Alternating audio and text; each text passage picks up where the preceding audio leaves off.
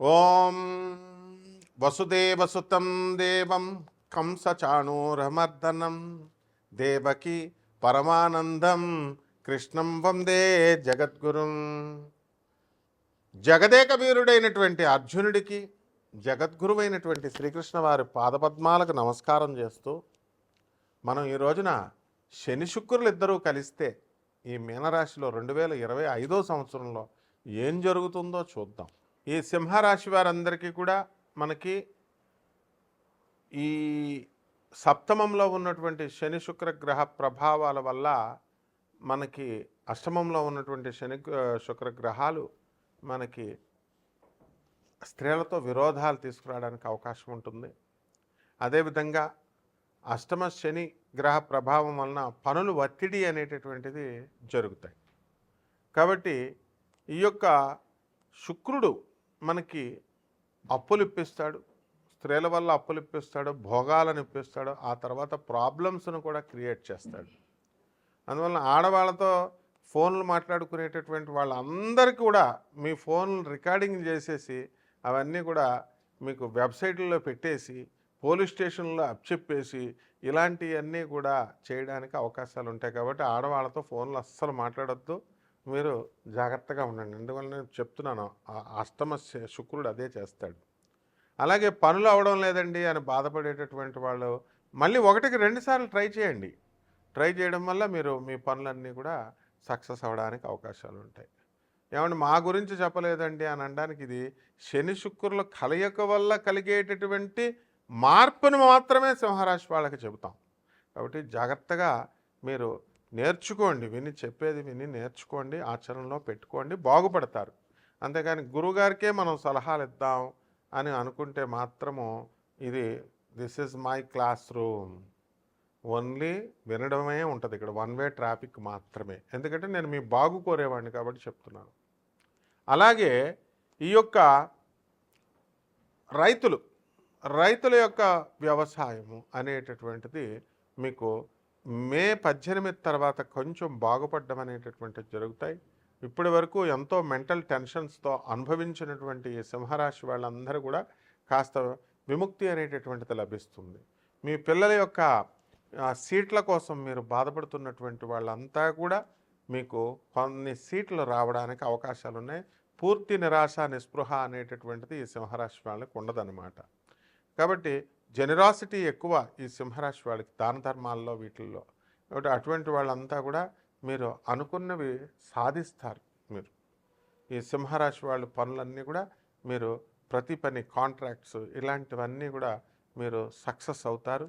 మీకు రావాల్సినటువంటి డబ్బులన్నీ కూడా మీకు వచ్చేయడం అనేటటువంటివి జరుగుతాయి.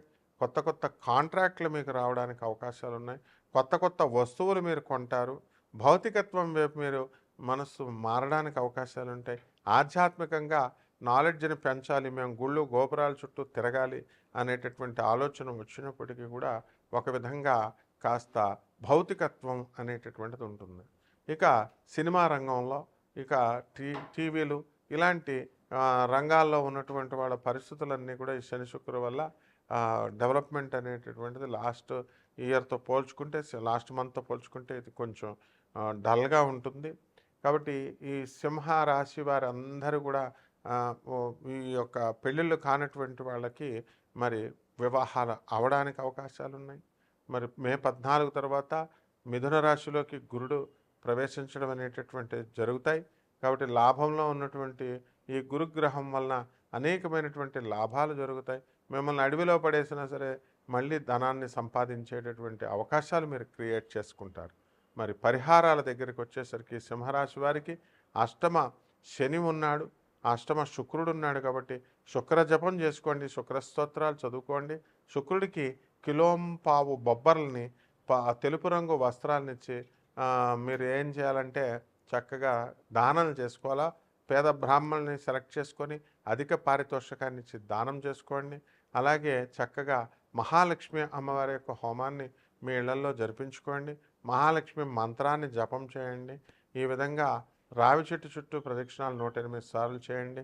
అరటిపళ్ళు గుజ్జుతో, ఆ తర్వాత ఈ యొక్క నేరేడు పండ్లు, ఆ సీజనల్ ఫ్రూట్స్ ఏమైతే ఉన్నాయో మామిడి పండు గుజ్జుతో మీరు శివుడికి అభిషేకం చేయండి. ఓం నమస్తే అస్తు భగవన్ విశ్వేశ్వరాయ మహాదేవాయ త్ర్యంబకాయ త్రిపురాంతకాయ త్రికాగ్నికాలాయ కాలాగ్నిరుద్రాయ నీలకంఠాయ మృత్యుంజయాయ సర్వేశ్వరాయ సదాశివాయ శ్రీమన్ మహాదేవాయ నమః. భం భం భోలే అంటూ మీరు జాగ్రత్తగా చేసుకుంటే మీకు పెళ్లి కానిటువంటి వాళ్ళకి పెళ్ళిళ్ళు అవుతాయి. అందరూ కూడా మౌర్యాలాగా అయిపోతారు. చాంద్రగుప్త మౌర్యాలలాగా రాజరకం మీకు వచ్చేస్తుంది.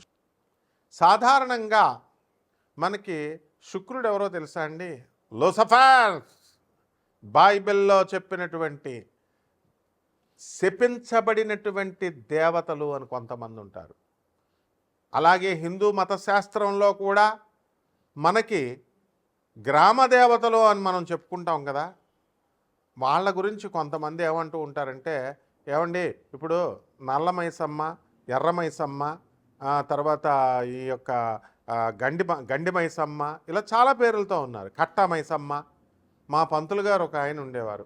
అయ్యి బాబాయ్ ఏంటి ఈ గండి మైసమ్మ, ఈ కట్ట మైసమ్మ ప్రాణాలు తీసేస్తుంది, చెరువు గట్ల మీద ఒంటరిగా వెళితే ప్రాణాలు తీసేస్తుంది అని అనేవారు. అటువంటి పోలేరమ్మనే మన వీరబ్రహ్మేంద్ర స్వాముల వారు గురుదేవులు ఆయన చుట్టకు నిప్పపట్రా అంటే అక్కడ ఉన్నటువంటి ప్రజలందరూ చూస్తుండగా చుట్టకు పట్టుకొస్తుంది. దెబ్బతో దెమ్మ తిరిగిపోద్ది అక్కడ ఉన్నటువంటి జనానందరికీ. అంటే గ్రామ దేవతలను అలా అంటాం కదా. అలాగే మన బైబిల్లో కూడా వీటిలన్నిటిలో కూడా లూసిఫర్ అంటే ప్రభువు ఏం చేశాడంటే, దేవుడు ఏం చేశాడండి, ఆయన ఒక సృష్టి చేశాడు. ప్రధాన చీఫ్ పిఏ లాగా లూసిఫర్ని.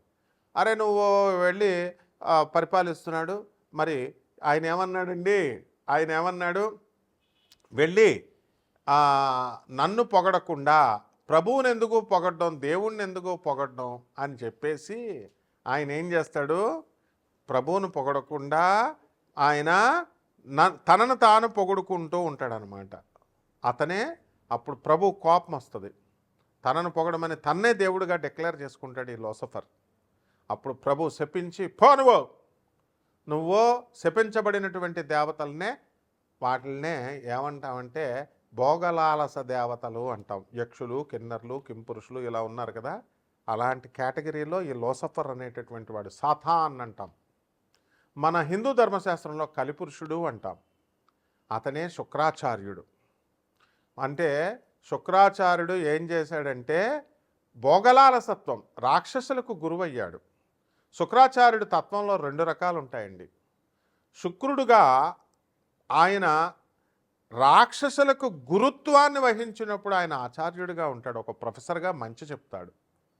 అలాగే శపించబడినప్పుడు అతను సాక్షాత్తు శ్రీ మహావిష్ణువు తన తల్లిని చంపాడు అనేటటువంటి అక్కస్సుతో శ్రీ మహావిష్ణువు మీద ద్వేషంతో భక్తి మార్గంలో ఉన్నటువంటి వాళ్ళందరినీ కూడా భోగలాలసత్వం వైపు లాగేస్తాడు.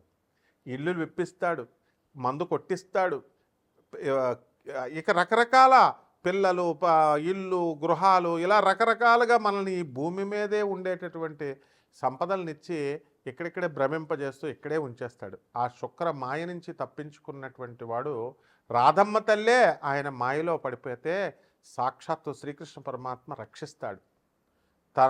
ఆ రాధమ్మ తల్లి జాగృతమైన మరుక్షణం శుక్రాచార్యుడి యొక్క మాయను విచ్ఛిన్నం చేసింది. అంత పవర్ఫుల్ శుక్రాచార్యుడు. మరి ఇక శని ఎవరో తెలుసా అండి? అటానమస్ ప్లానెట్, స్వయం ప్రతిపత్తి కలిగినటువంటి ఒక అటానమస్ యూనివర్సిటీ లాంటిది. ఆయన బ్రహ్మ విష్ణు మహేశ్వరుల్నే ఎదిరించి పారేస్తాడు. విష్ణుమూర్తి ఈ శనీశ్వరుడి యొక్క కాలు విరగ్గొట్టేస్తాడు. అలాగే మరి అహంకారపూరితుడై యుద్ధం చేసినప్పుడు, అంటే తాను ఎవరికి రిపోర్టింగ్ ఇవ్వాల్సినటువంటి అవసరం లేదు. ఇప్పుడు శనీశ్వరుడు మిమ్మల్ని కోటీశ్వరులు చేయాలన్నాడు అనుకోండి, చేసి పడేస్తాడు అంతే. విష్ణువుని కన్సల్ట్ చేయాలా, బ్రహ్మను కన్సల్ట్ చేయాలా, ఏమన్నా తొక్కి పడేయాలనుకోండి మిమ్మల్ని, సాక్షాత్తు శివుడు అడ్డొచ్చినా సరే తొక్కి పడేస్తాడు మిమ్మల్ని. ఎందుకంటే ఆయన శివస్వరూపం, శివుడి అవతారమే శనీశ్వరుడు. కాబట్టి ఈ యొక్క శనీశ్వరుడికి స్వయం ప్రతిపత్తి ఎలాగైతే ఉందో, రావణ బ్రహ్మ వాడంటే అందరికీ పాస్ పడిపోద్ది. మరి అటువంటి రావణాసురుడు నవగ్రహాలన్నింటిని బంధించి ఈ గడుల్లో కూర్చోబెట్టి ఏ స్థానంలో అయితే శని ఉంటాడో ఆ స్థానంలో ఆయుర్దాయం తన కొడుకు పుట్టబోయేటటువంటి ఇంద్రజిత్తుకి పూర్ణాయుర్దాయం, పూర్ణైశ్వర్యము, 10 మంది పెళ్ళాలు, ఈ రకంగా 10 కార్లు, ఇలా ఎవడైతే కోరుకుంటాడో ఆ విధంగా సకల సంపత్తిని ఇచ్చినప్పుడు ఏం జరిగిందో తెలుసా? శనీశ్వరుడు పక్కగళ్ళలోకి వచ్చేస్తాడు. ఏంట్రా ఇటువంటి నువ్వే దుర్మార్గుడివి తండ్రి, రావణాసురుడివి, నీకు మళ్ళీ పుట్టబోయే కొడుకు అంతకంటే వెధవ, కాబట్టి మీకు ఆయుర్దాయాన్ని ఇవ్వాలా అని చెప్పి పక్కగళ్ళలోకి వచ్చేస్తాడు. ఎప్పుడైతే పక్కగళ్ళలోకి వచ్చాడో ఆయుర్దాయం క్షీణించబడింది, వాడికి మరణిస్తాడు. అంటే శని చేయదలుచుకుంటే అలా చేస్తాడు. ఆ తర్వాత పీడించేటప్పుడు బ్రహ్మని, తర్వాత ఈ యొక్క ఎవరు మన శివుణ్ణి మర్రి చెట్లో పడుకోబెట్టేస్తాడు. బ్రహ్మదేవుణ్ణి అవమానింపజేస్తాడు ఒక్క లిప్తపాటు క్షణం పాటు. అటువంటి వాడు పరమేశ్వరుని పార్వతీదేవి అడుగుతుంది ఏమని, అయ్యా నిన్ను పీడించడం ఏంటి? సర్వసృష్టికి నువ్వు జగత్తుకి అధిష్టాన దేవుడు కదా, నువ్వే కదా బాస్ అని అంటే, నేను సరదాగా పిల్లల్లాగా చేశా, మన పిల్లలు సరదాగా ఆడుకుంటుంటే మనం ఇది అవ్వకూడదు, డాడీ అని కొడతారు, పిప్పలాచార్యుణ్ణి నేను పుట్టిస్తాను, అతని చేతిలో శనికి పరాభవం జరుగుతుంది అని చెప్పి పిప్పలాచార్యుణ్ణి పుట్టిస్తాడు. ఇవన్నీ కూడా చాలా కథలు ఉన్నాయి. కాబట్టి మనం చెప్పుకోబోయేది ఏంటంటే శని శుక్రుడు గురించి చూద్దాం. మీనరాశిలో శని ఉచ్చస్థితి, అటువంటి శనేమో శుక్రుడు ఉచ్చస్థితి, శనేమో సముడు. కాబట్టి ఈ శని శుక్రుల మిత్రత్వం ఉంది.